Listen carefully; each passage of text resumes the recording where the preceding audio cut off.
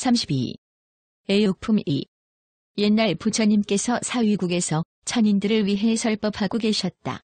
그때 성 안에 어떤 바라문 장자가 있었다. 그는 숱한 재물이 있었지만 사람됨이 인색하고 탐욕이 많아 남에게 보시하기를 좋아하지 않았다. 그리하여 식사 때에는 항상 문을 닫고 손님이 오는 것을 좋아하지 않았다.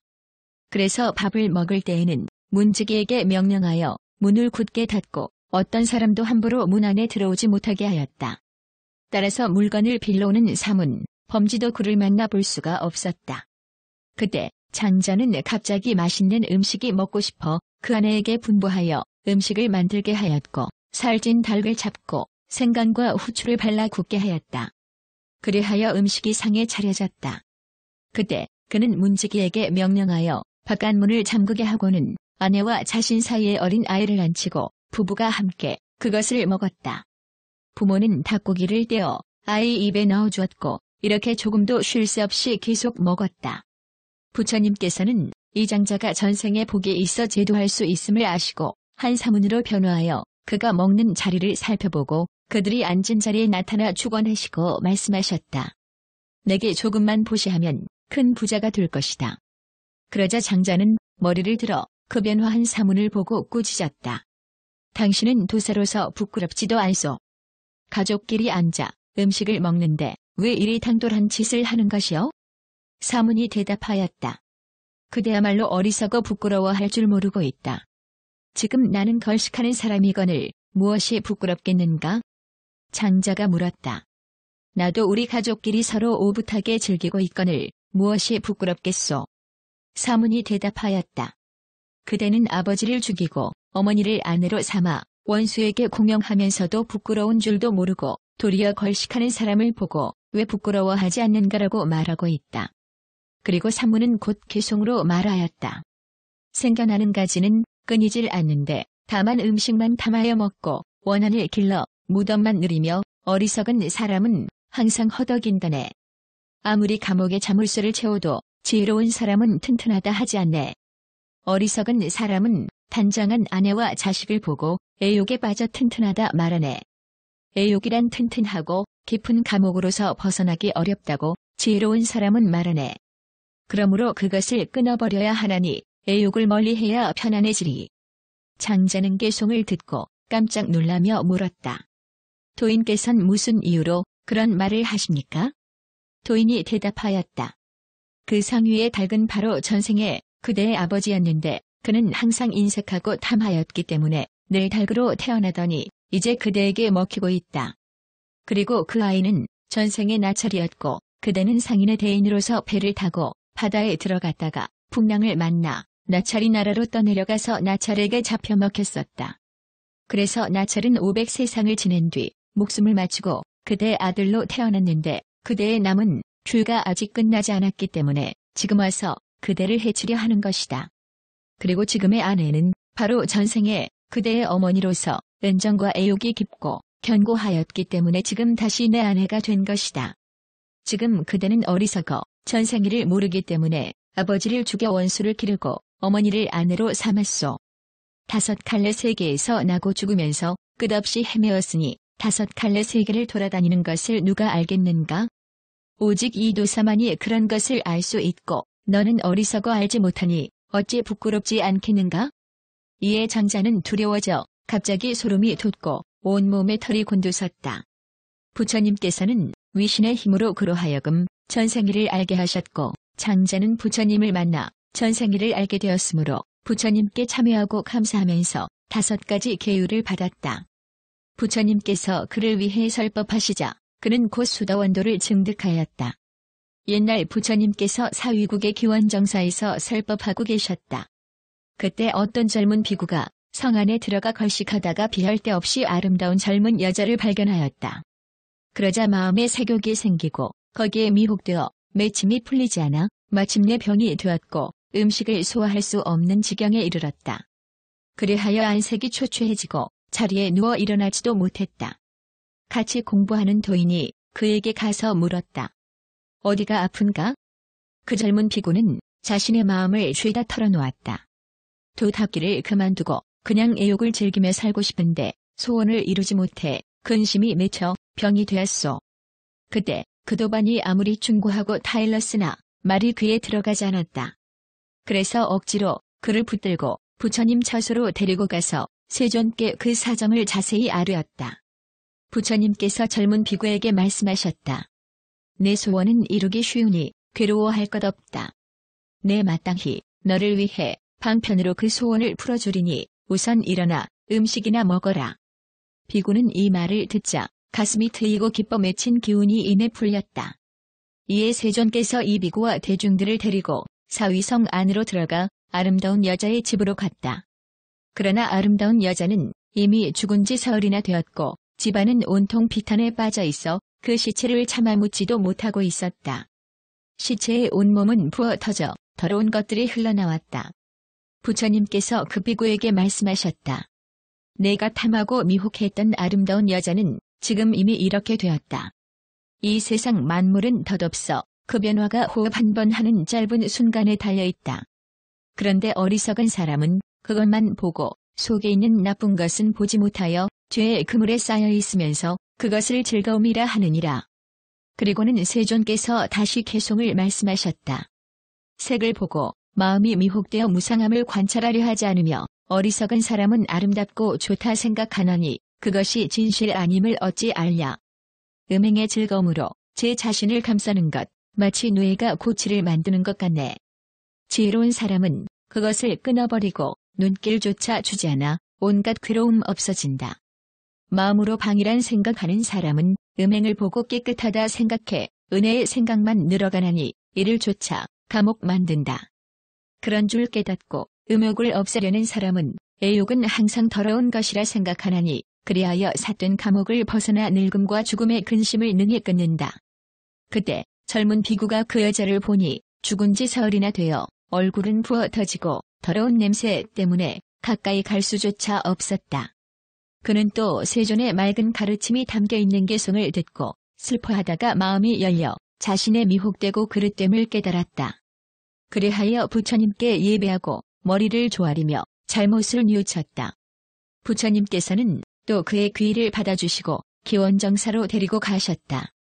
그는 거기서 목숨을 마칠 때까지 정진하여 아라한도를 증득하였다. 또 거느리고 가셨던 무수한 대중들도 세교계 번뇌를 깨닫고 무상함의 이치를 믿고 탐의 욕망이 끊어져 도적을 증득하였다. 옛날 부처님께서 사위국의 정사에서 하늘, 사람, 용 귀신들을 위해 설법하고 계셨다. 그때 세간에는 어떤 큰 장자가 있었는데 재물이 헤아릴 수 없을 정도로 풍부하였고 12~13살쯤 되는 아들을 두었었다. 그런데 어느 날 부모가 갑자기 목숨을 마치자 아이들은 아직 나이가 어려 살림살이 하는 방법을 알지 못했기 때문에 몇 해 사이에 재물이 모두 탕진되었다. 그래서 오랫동안 구걸하며 다녔으나 제한 몸도 건사하지 못하였다. 그때 그 아버지의 친한 친구로서 재물이 헤아릴 수 없이 풍부한 큰 장자가 있었는데 어느 날 그는 이거지 아이를 보고 그 곡절을 물어보고서 그 장자는 매우 측은한 생각이 들어 데려다가 살림을 맡겼다. 또한 딸을 배필로 주어 살게 하고 종술에 말과 헤아릴 수 없이 많은 슬간과 재물을 주고 또 집을 지어 가정을 이루게 하였다. 그러나 그는 사람됨이 게으른 데다 아무 계획이 없고 생활하는 법을 몰라 가만히 앉아서 재산을 다 탕진해버려 날로 곤궁해져 갔다. 장자는 그 딸 때문에 다시 세간과 재물을 주었으나 그 또한 여전하여 마침내 곤궁한 처지가 되었다. 장자는 여러 번 살림을 차려주었으나 그는 여전히 생활하는 법을 몰랐다. 그래서 끝내 성취하기 어려울 것이라 생각하고 장자는 딸을 뺏어다 다른 사람에게 주려고 친족끼리 모여 의논하였다. 그 딸이 몰래 엿듣고 그 남편에게 가서 말하였다. 우리 친정집 사람들은 세력이 막강하여 당신에게서 저를 뺏어 갈 것입니다. 그것은 다 당신이 생활하는 법을 모르기 때문인데 당신은 장차 어떤 계획을 가지고 어떻게 하시겠습니까? 남편은 아내의 이 말을 듣고 못내 부끄러워하며 스스로 생각에 잠겼다. 나는 박복하여 태어나자마자 부모를 잃었기 때문에 생활을 꾸리는 법을 배우지 못했는데 지금 또 아내마저 빼앗기면 옛날처럼 거지가 되겠구나. 그러나 은혜를 베풀어 탐욕의 정이 깊이 들었는데 이제 살아서 이별한다면 마음으로 어찌 감내할 수 있겠는가? 이렇게 되풀이해 생각하다가 마침내 나쁜 마음이 생겨 그 아내를 데리고 방으로 들어가 말하였다. 나는 지금 당신과 함께 같은 자리에서 죽겠소. 그리고 곧바로 칼로 아내를 찌르고 또한 제 몸도 찔러 부부가 한꺼번에 죽었다. 종은 이것을 보고 놀라 장자에게 달려가 알렸고 장자의 가족들도 놀라 달려와 그렇게 된 것을 보고 염을 하여 관에 넣고 나라에서 시행하던 예법대로 장사를 치렀다. 장자와 그 가족들은 모두 시름에 잠겨 딸을 생각하는 마음을 차마 떨치지 못하였다. 그러던 차에 마침 부처님께서 세상에 계시면서 교하고 설법하시는데 부처님을 뵌 사람들은 모두 기뻐하며 걱정을 잊고 근심이 사라진다는 말을 들었다. 그래서 그는 가족을 데리고 부처님이 계신 곳으로 나아가 예배하고 한쪽에 물러나 앉았다. 부처님께서 장자에게 물으셨다. 어디서 오는가? 어째서 얼굴에 근심스런 빛이 가득한가? 장자가 아뢰었다. 제 가문에 덕이 없어 시집보낸 딸자식이 있었는데 마침 미련한 남편을 만나 제대로 살림을 제대로 하지 못하게 딸을 도로 뺏어오려 하였습니다. 그랬더니 그 남편이 내 딸을 죽이고 자신도 같이 죽어버렸습니다. 그래서 그들을 장사 치르고 돌아오다가 세존을 뵙게 된 것입니다. 부처님께서 장자에게 말씀하셨다. 탐욕과 분노는 세상의 일반적인 폐단이요 어리석음과 무지는 근심으로 들어가는 문이다. 이것으로 말미암아 3개와 5갈래 세계의 깊은 못에 떨어져 사람들은 수없는 겁동안 생사의 세계를 헤매면서 갖가지 괴로움을 받는다. 그러면서도 오히려 후회할 줄 모르는데 더구나 어리석은 사람이 어찌 그것을 알겠는가? 탐욕의 독은 제 몸도 죽이고 친족까지 죽이면서 그 해가 중생들에게까지 미치거늘 하물며 그 부부이겠는가? 그리고는 세존께서 다시 개송을 말씀하셨다. 어리석은 사람은 탐욕으로 제 몸을 묶고 저 언덕으로 건너가기를 구하지 않네. 탐욕스러워 재물을 사랑하기 때문에 남도 해치고 또 제 몸까지 해친다. 애욕의 마음을 밭으로 삼고 음욕, 분노, 어리석음을 종자로 삼네. 그러므로 세상을 건진 이에게 보시하면 얻는 복덕이 한량없으리라.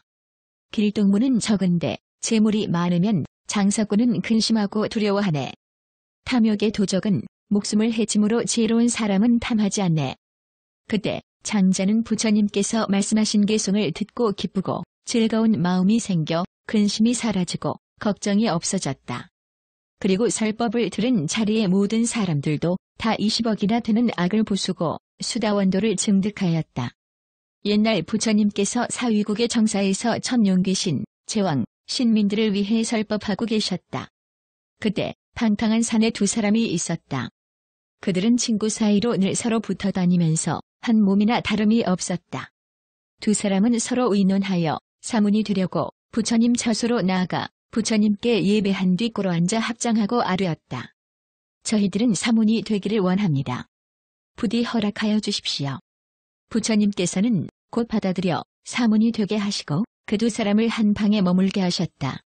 그 두 사람은 한 방에 같이 있으면서 오직 세상의 은혜와 영화와 쾌락만을 생각하였다. 또 정욕의 몸뚱이를 찬탄하고 그 아름다운 자태에 대해 이야기하면서 집착하고 몰두하여 생각을 버려 잠시도 그만두지 못하였다. 그리하여 무상함과 그 더러운 이슬의 부정함을 생각하지 않았다. 그 때문에 마음이 답답하고 속으로 병까지 생겼다. 부처님께서는 해안으로 그들의 생각이 어지럽고 뜻이 제멋대로 내달리고 또한 탐욕의 마음을 내맡긴 채 거두어 잡지 못함으로 구제되지 못할 것임을 아셨다. 그래서 부처님께서 한 사람을 딴 곳으로 보내시고 자신이 다른 한 사람으로 변화하여 그 방에 들어가 물으셨다. 우리는 그것을 늘 생각하다 보니 마음에서 떠나지 않는다. 우리 함께 가서 그 몸뚱이를 직접 보고 어떤 것인지 알아보자. 다만 공상만 해봤자 피로하기만 할 뿐 아무 이익이 없을 것이다. 그리고 두 사람은 함께 어떤 음녀의 마을로 갔다. 그때 부처님께서는 그 마을 안에 변화로 음녀 한 사람을 만들어 놓고서 함께 그 방으로 들어가 그녀에게 말하였다. 우리는 도인으로서 부처님의 계율을 받들기 때문에 몸으로는 범하지 않고 다만 여자의 몸만 보려고 한다. 그렇게 하면 마땅히 법으로 정해진 값을 지불하겠다. 그러자 변화로 만들어진 여자는 곧 영락을 끌고 향기로운 냄새가 밴 옷을 벗고 알몸으로 섰다. 그런데 그 여인의 냄새에 나는 곳은 가까이 하기조차 싫었다. 두 사람은 다 같이 그 더러운 이슬을 자세히 보았다. 변화한 사문이 다른 한 사람에게 말하였다. 여자의 아름다움은 다만 화장과 향내 나는 여러 가지 꽃과 목욕한 뒤 향을 바르는 데 있을 뿐이요. 온갖 색깔의 옷을 입어 더러운 이슬을 덮고서 강한 향냄새로 사람들이 보아주기를 기다리는 것이다. 마치 가죽 주머니에 똥이 담겨진 것과 같으니 무엇을 탐하겠는가? 그리고 그 변화한 비구는 곧 개송을 말하였다. 욕심아, 나는 너의 근본을 안다. 욕심은 생각에서 생기는 것이니 만일 내가 너를 생각하지 않으면 너는 이내 존재하지 못하리라. 마음으로 좋다 하면 욕심 되나니 어찌 유독 5가지 욕심뿐이랴. 여기서 5가지 욕심 끊으면 이 사람이야말로 용사라 하리라. 욕심 없으면 두려울 것 없고 마음 편안하면 근심, 걱정 없나니 욕심 버려 번뇌 풀리면 그는 영원히 깊은 못을 벗어나리라. 부처님께서 개송을 말씀하시고 광명의 모습을 나타내셨다. 비구는 그것을 보고 부끄러워하면서 잘못을 뉘우치고 온몸을 땅에 던져 부처님께 예배하였다. 그러자 부처님께서는 그를 위해 거듭 설법하시니 그는 기뻐하고 마음이 열려 아란이 되었다. 다른 한 사람이 돌아와 보니 그 친구의 얼굴이 평상시보다 부드럽고 즐거워 보였다. 그래서 그는 친구에게 물었다. 어찌 자네만 유독 그러한가? 그는 그 사실대로 설명하였다. 부처님께서 큰 자비로 나를 가엾게 여겨 이렇게 제도하셨다. 나는 세존의 은혜를 입고 모든 괴로움을 벗어나게 되었다. 그리고 그 비구는 다시 개송으로 말하였다. 밤낮으로 쾌락만 생각하면서 마음과 뜻 쉼없이 헤매다가 그 여자 몸뚱이의 더러운 이슬 보고 생각이 사라지고 근심이 없어졌네. 그 친구 비구는 개송을 듣고 스스로 그 이치를 생각하다가 욕심이 끌어지고 생각이 사라져 이내 법안을 얻었다.